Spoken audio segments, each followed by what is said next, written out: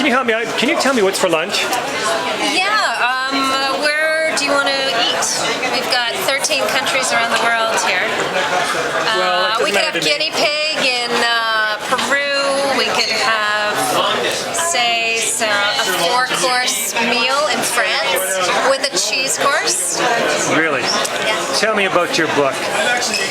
It's called What's for Lunch? How School Children Eat Around the World. And it travels the world, stopping in 13 countries, from a refugee camp in Kenya to a tent school in Afghanistan to a school in downtown Toronto. And it looks at what kids eat for lunch as a way to talk about the politics of food, how food is connected to justice and the environment and our health.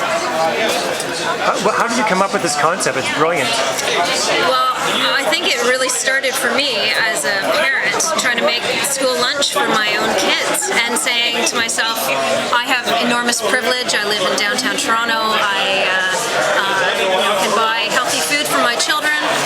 What if I'm despairing about what to send my own children for lunch? What do people do around the world? So that started me on this journey. And how old are your kids? They're 8 and 13.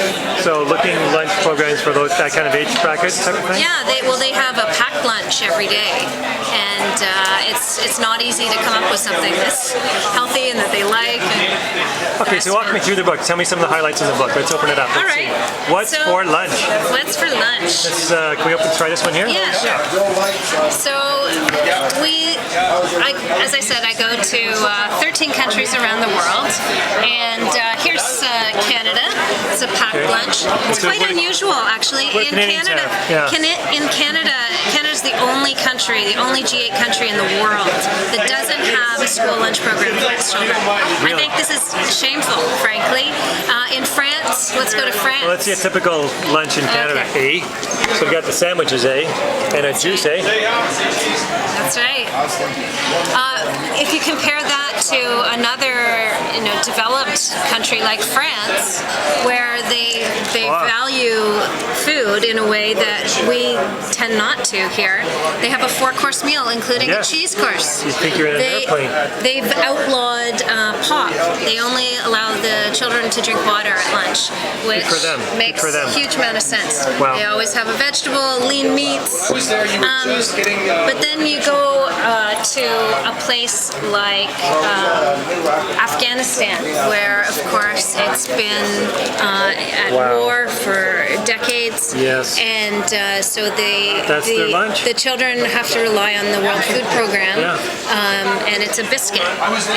It's high in calories and fortified with all sorts of stuff, but it's hardly a lunch, So the book really tries to stop in every continent and look at how kids eat and try to make sense of the whole food system through this experience. So how have your kids responded to this and you changing the different types of lunches and stuff like that? They say, Mom, I want to eat something from France or from Germany, or no, we had Germany yesterday. I don't know if they're kind of sick of talking about food at our house. What's this? Tokyo, Japan. Tokyo, Japan. I love sushi. Yeah, wow. This is a fabulous meal. Grilled mackerel, rice, miso soup, vegetables, fruit. What are people here saying at the summit, and also what people that have read your book? When did this get launched, by the way? It hasn't even been launched yet. It's coming out this next month.